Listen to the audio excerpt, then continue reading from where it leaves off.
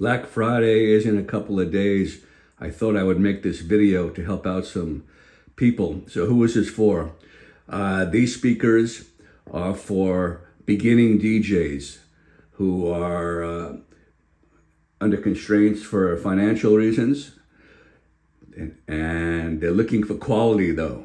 They're gigging, they're using these on weekends to earn money. They need something robust that will last, something they can depend on. Quality sound though, but coming back to that budget price. So these two are the number one speakers on the internet that I can recommend for those purposes, especially when you talk about budget price.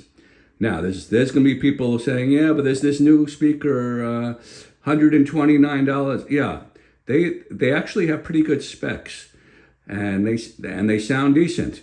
But the old adage, you get what you pay for. Why is one speaker at this price range and those are at less than $200? Something has to give. So they're using cheap parts basically, and they sound good for 1 year or 2 years. Also, those companies are new companies that I've never even heard of. Will they be around in a couple of years to honor their warranty? So again, if I was a gigging musician earning money through these speakers, I wouldn't depend on the cheapest of the cheap. People mention alto. I don't even recommend alto, to tell you the truth. And they do sound good, but again, to get the price range of alto speakers, something is being deleted, and it's usually the quality of the parts. Okay, so let's get on to this video. Who are we talking about? On the right is the Yamaha DBR10, famous speaker. Been around for a while. We'll talk about that. On the left is the JBL EON 710, little newer speaker. Both 10-inch speakers, both reasonable weight, heavy duty. So let's get into the details. It all comes down to sound signature, and these two speakers definitely sound different. Bose, Yamaha have a certain house sound. I've always say it's kind of smooth, non-fatiguing, more of a hi-fi sound. JBL, QSC, EV, they all have a higher, cleaner high end. So it really comes down to what you prefer as far as sound-wise. You really should hear the two different sound signatures before you make a decision. But JBL has an excellent EQ section that could maybe bring up the mid-range and the bass to equal Yamaha. I'm not sure. It would take some work to do it. Definitely not out of the box. So I compared these two speakers. Let's compare them to cars. I have a 2002 Pontiac Trans Am, a muscle car, and then I've driven the latest high-tech 2026 Tesla Performance. Now the Tesla has all the bells and whistles and all the highest tech, but after I get out of that car and enjoy all that fun stuff, and I get into my car, I'm still happy with my car. It still has the performance I need. It still goes down the road. It still does everything I need. So that's what these two speakers are all about. The Yamaha, believe it or not, was introduced in 2014. We're now pushing 2026. 12 years ago. They have not changed the speaker. So what does that tell you? That tells me that it's so successful, they don't need to change it. People are still buying this. It's still meeting the needs of the price range. So that's kind of incredible that I looked up that fact. 12-year-old speaker. The JBL is a little not new. It's been out since 2022, 4 years. And I'm going to have to say that it's been a struggle. When they introduced this speaker, the app, there was a lot of problem with the app, and people returned it and weren't happy. But I can report, honestly, after those 4 years, they've straightened out the app. The app is actually excellent right now. The only thing I'm not crazy about is when you do a firmware update, you have to go through you got to jump through a bunch of hoops and and steps. It's not so easy like some other companies. But right now the app is excellent. Okay, so both speakers are 10-inch woofers. Bass response is about the same on the speakers. Again, I'll get back to the JBL with that 8-band or is it 10-band EQ. You can really dial it in to your liking, but just takes a lot of work. The JBL has 110 degree dispersion. The Yamaha is more of your traditional point source speaker, 90 degrees. So that's a difference. So that one JBL will fill a larger room. That's definitely something you should consider. It's more like a column array. Column arrays fill a larger space. Of course, Bose, they're known for 180 degrees, so it's nothing quite like that, but it is better than the Yamaha. You should be aware that both speakers do not have reverb. I actually checked the app today because I updated the JBL app to the latest firmware, and they still have an added reverb. And so if you're a acoustic duo who really needs reverb, you're gonna have to be using a mixer. Then you can't just plug in and there's no reverb. Weight is good on both of them. Obviously, the JBL's a little larger, but the weight of the Yamaha is very reasonable, 23 pounds, and the JBL is a little heavier at 26 pounds, 3 pounds heavier. It's noticeable. It's just bulkier and a little heavier. There's the JBL has a electronic power switch, rocker switch. Actually, I'm sorry, it's not a rocker switch. It's just an electronic switch that you press and hold, where the Yamaha has the old school rocker switch. I personally prefer the rocker switch. I don't know which one is more reliable. I know on the JBL Compact, they had a number of issues with the press and hold button, that some people pressed it too hard and the button actually stayed recessed, and it was. I never heard about that on the new unit though. It goes on pretty quickly. The old JBL Compact, you had to hold it for 6 seconds. This one, you press it and it comes on nicely. But to me, if I had to pick between the two features, I would pick the Yamaha rocker switch. The Yamaha, again, old school, or I don't know if it's old school or just better quality parts. It has locking inputs where the JBL does not. I'll show you that when I turn the speaker around. And so besides the sound signature, which is the greatest difference, I would say, there is a big difference, and that is the Yamaha is considerably louder. Now, I'm going to give you a caveat, and that is you need a mixer to get that performance. If you just plug in, an iPhone or a guitar or a mic, you're not going to get the performance that it's capable of. I did learn that through experience. Once I used a mixer, then it really opened up.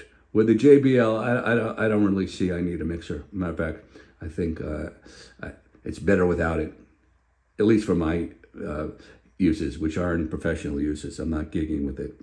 So the specs are, the JBL is 125 dB. That is the SPL, how loud it will get max. Which is, it's good, but again, it's not something, you're gonna use for a wedding. It would be great for a ceremony, that's loud enough, or like I mentioned, acoustic work, but 125 is respectable. But on the other hand, the Yamaha is 129 dB.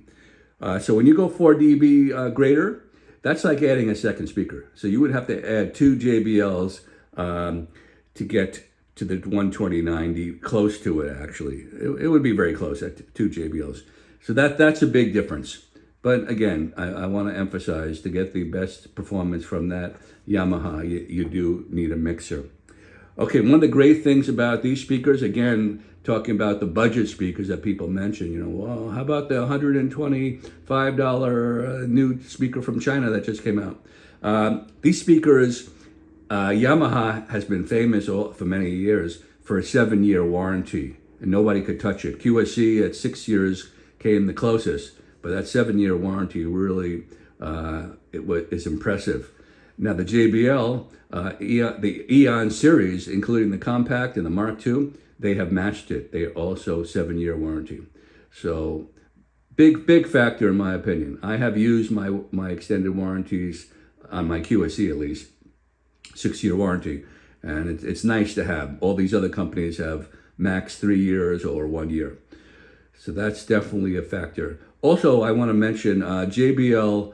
Their customer service, tech support is excellent. You call up and you get someone who knows the business. I've never used a Yamaha tech support, so I can't mention it, but I can say from experience that JBL tech support is excellent.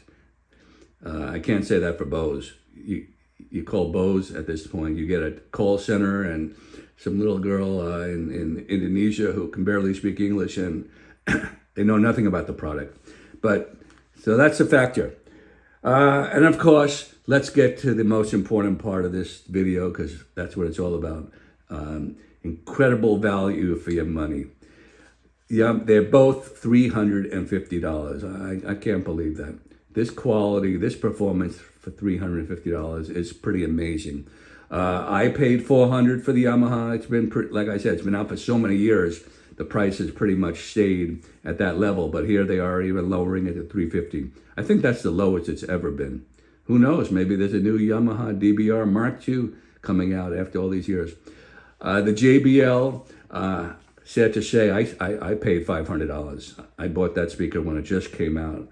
And so is that $150 discount temporary? I don't know. That's one of the reasons I'm making this video.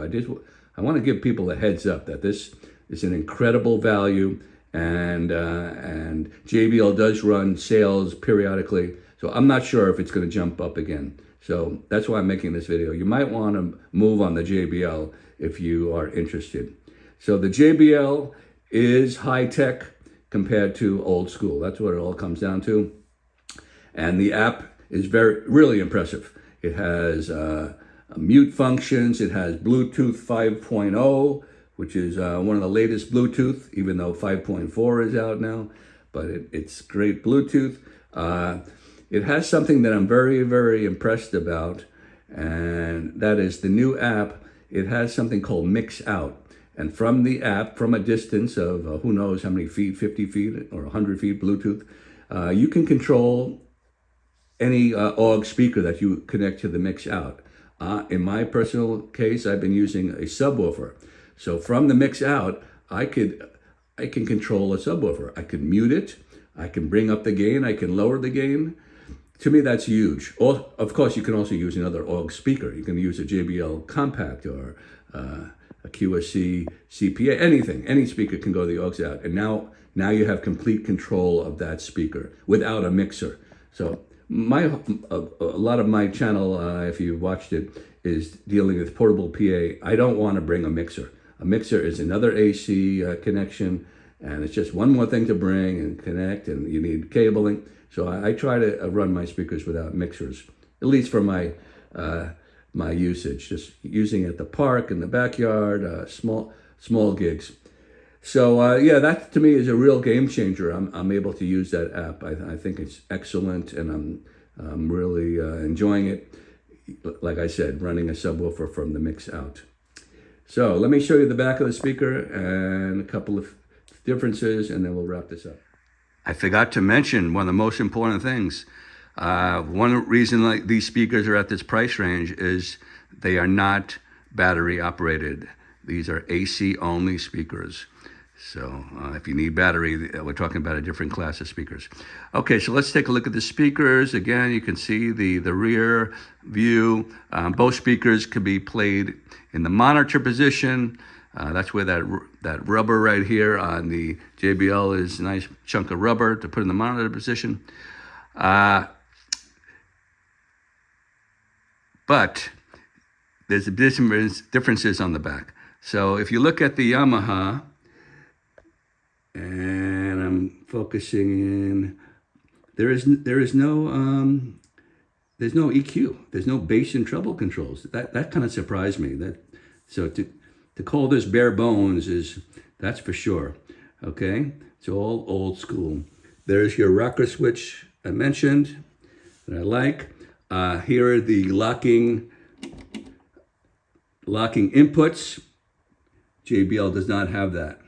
To me, that's kind of important. So you don't want someone trips on your XLR cable and it pops out. The locking input will prevent that. So yeah, the Yamaha has RCA inputs, which the JBL does not have. So if you're using a DJ controller, that might be something that you need. So it's really not much here. But then you go to the JBL, you have your screen, and then, I don't have it plugged in right now. But, you have your screen, which is good and bad, in that I find those screens in sunlight, you can't see them. But you have your app. It's all app driven. So you don't have much on the back here. There is your pass-through I was talking about, XLR. So from that pass-through, I run an aux speaker or a subwoofer, and it's all controlled by the app. Very, very important for me. There is your soft touch power. Like I mentioned, it's not my first choice. And that's it. Both speakers need AC plug at the bottom. Very simple speakers, two inputs, and that's it. Again, the JBL doesn't have a lot of control, physical controls. Everything is through the app. Where other speakers I own, you can do things from the actual speaker, but this is very app dependent. Here's another view from the side, again showing you that the JBL is larger, bulkier.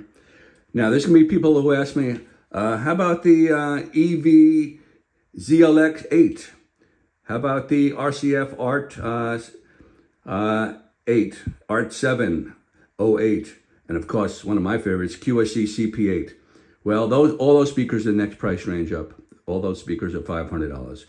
So if you're willing to pay the extra money, of those speakers, I would go with the EV ZLX8. That has everything I would be looking for.